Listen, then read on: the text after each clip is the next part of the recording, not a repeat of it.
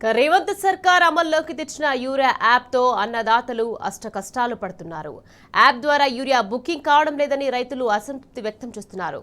Stock చూపించిన క్షణాల్లోనే no stock అని చూపిస్తుందని వాపోతున్నారు. యూరియాను యాప్ ద్వారా కాకుండా మాన్యువల్ విధానంలో పంపిణీ చేయాలని డిమాండ్ చేస్తున్నారు.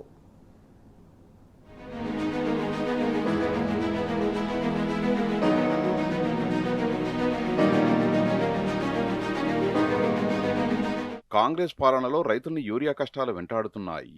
యూరియా బుకింగ్ కోసం తెచ్చిన యాప్తో ఇబ్బందులు ఎదుర్కొంటున్నారు.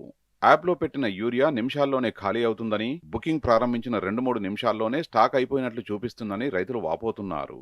పలు జిల్లాల్లో యూరియా యాప్ స్తంభించింది. రైతులు ఎన్ని మార్లు ప్రయత్నించినా ఓపెన్ కాలేదు. దీంతో రైతులు యూరియా బుకింగ్ కోసం తీవ్ర ఇబ్బందులు ఎదుర్కొన్నారు. యాప్ ఓపెన్ అయిన జిల్లాల్లో స్టాక్ పెట్టిన నిమిషాల్లోనే నిల్ స్టాక్ అని చూపించింది. ఇంకొన్ని చోట్ల రైతుల వివరాలు మ్యాచ్ కాలేదని ఎర్రర్ చూపిస్తున్నది. ఇంకొన్ని చోట్ల యూరియా బుకింగ్ పూర్తయిన తర్వాత హిస్టరీలో సదరు రైతులకు రిసిప్ట్ రావడం లేదు. ఇబ్బందులు భరించలేక యూరియా యాప్ను రద్దు చేయాలని రాష్ట్ర వ్యాప్తంగా రైతులు డిమాండ్ చేస్తున్నారు. యూరియా యాప్నకు వ్యతిరేకంగా రోజు పలు చోట్ల ధర్నాలు, రాస్తారోకోలు నిత్యకృత్యంగా మారాయి.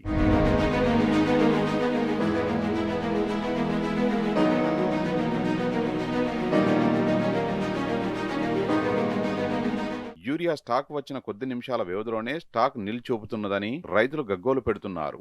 ఎరువుల షాపుల యజమానులు తమ సన్నిహితుల కోసం ప్రత్యేకంగా వ్యక్తుల్ని ఏర్పాటు చేసి బుకింగ్ చేపిస్తున్నట్లుగా తెలిసింది. ఫలితంగా అత్యధిక మంది రైతులకు యూరియా బుక్ కావడం లేదు. యాప్ ద్వారా రైతులు తమ ఇంట్లో కూర్చొని ఎప్పుడైనా యూరియా బుక్ చేసుకోవచ్చంటూ గతంలో సర్కారు పెద్దలు గొప్పలు చెప్పారు. కానీ క్షేత్రస్థాయిలో ఆ పరిస్థితి కానరావడం లేదు. రోజులో 2 సార్లు మాత్రమే యాప్లో యూరియా అందుబాటులో ఉంటుంది. ఉదయం 6 గంటలకు ఒకసారి, మళ్లీ మధ్యాహ్నం 3 గంటలకు ఒకసారి స్టాక్ పెడుతున్నారు.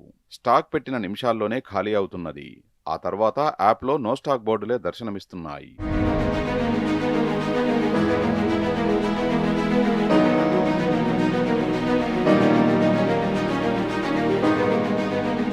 ఒక్కో జిల్లాకు ఒక్కోసారి ప్రభుత్వం యూరియా యాప్ యాక్సెస్ ఇస్తున్నది. తొలుత నిజామాబాద్, కామారెడ్డి, కరీంనగర్, నల్లగొండ జిల్లాలకు యూరియా యాప్ యాక్సెస్ ను కల్పించిన ప్రభుత్వం ఈ నెల 14న సంగారెడ్డి జిల్లాకు, 15న సిద్దిపేటకు, 18న యాదాద్రి భువనగిరి జిల్లాకు అందించినట్లు తెలిసింది. జిల్లాలోనూ మండలాలు డివిజన్ల వారీగా విభజించినట్లుగా తెలిసింది. కొన్ని మండలాల్లో యూరియా బుకింగ్ ఇస్తుండగా మరికొన్ని మండలాల్లో ఇవ్వట్లేదని తెలిసింది. మరోవైపు రైతులకు పంపిణీ చేయాల్సిన యూరియాను సర్కారు దాచుకుంటున్నదనే విమర్శలు వ్యక్తమవుతున్నాయి. ఇప్పటి వరకు కొత్త స్టాక్ ను బయటకు తీయనే లేదని, యాసంగిలో మిగిలిన స్టాక్ నే కొంచెం జిల్లాల వారీగా యాప్లో పెడుతున్నట్లు తెలుస్తోంది.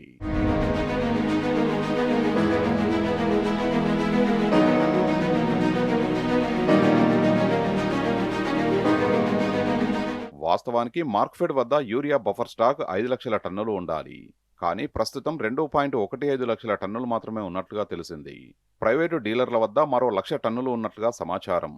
ఒక్కసారి వర్షాలు కురవడం మొదలైతే ఈ స్టాక్ 15 నుంచి 20 రోజుల్లోనే ఖాళీ అవుతుందని, ఆ తర్వాత మళ్లీ కొరత ఏర్పడే ప్రమాదం ఉన్నదని అధికారులు ఆందోళనలో ఉన్నట్లుగా తెలిసింది.